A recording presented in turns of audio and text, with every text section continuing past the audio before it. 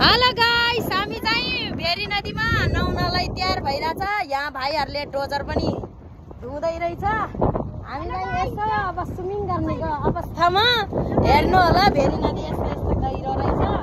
अब यो चाहिँ सुर्खेत जाने जमिनी बजार जाने पुलको तलतिर।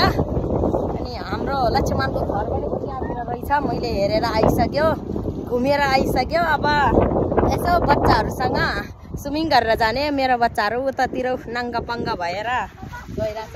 दुईटा भाइ यहाँ डोजर धुइरहेछ। भाइ यसको नाम के हो? यसको नाम के हो? जेसबी। जेसबी धुइरहेछ। हामी चाहिँ अब यति यति गहिरो रहेछ। गहिरो वा धेरै गहिरो छ। त्यही भएर म चाहिँ जान सकेको छैन। म चाहिँ डर लाग्छ मलाई खोला भन्ने बित्तिकै डर लाग्छ मलाई त। अब बुढाले यसरी तानेर लगिरहेछ। मलाई तानेर नलैजाऊ। हाम्रो त यस्तो गहिरो रहेछ। जेसिबी यसरी धुइरहेको रहेछ। यहाँ नदीको पास नदी यस्तो रहेछ। म त डर लाग्छ बुढो, मलाई डर लाग्छ।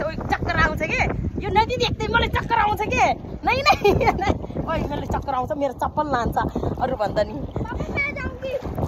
यो बच्चाहरू जाऊ।